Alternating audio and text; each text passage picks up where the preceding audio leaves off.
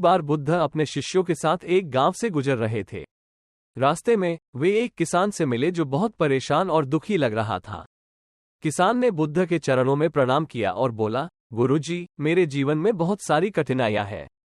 मैं कितनी भी मेहनत करता हूं, परंतु मेरे सामने हमेशा नई समस्याएं आ जाती हैं। मैं क्या करूं? बुद्ध ने किसान की बातें ध्यान से सुनी और फिर एक छोटी कहानी सुनाई। एक समय की बात है, एक बहुत ही बुद्धिमान व्यक्ति था जो एक छोटे से गांव में रहता था। वो व्यक्ति हमेशा जीवन की कठिनाइयों से परेशान रहता था और अपने जीवन में शांति की खोज में था।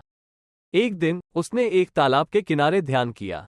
ध्यान के दौरान उसने देखा कि तालाब का पानी साफ और शांत है, लेकिन जब कोई पत्थर उसमें फेंकता है तो लहरें उत्पन्न होती हैं और पानी अस्थिर हो जाता है।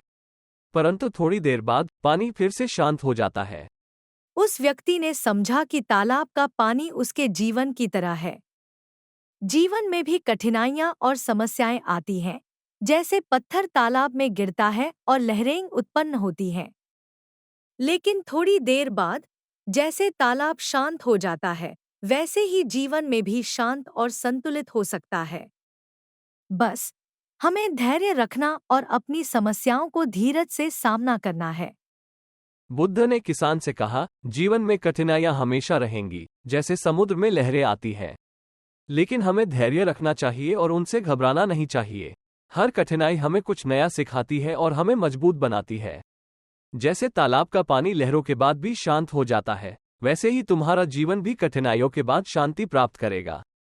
किसान ने बुद्ध की बात समझी और उनके मार्गदर्शन को स्वीकार किया। उसने धैर्य और साहस से अपनी समस्याओं का सामना करने का संकल्प लिया।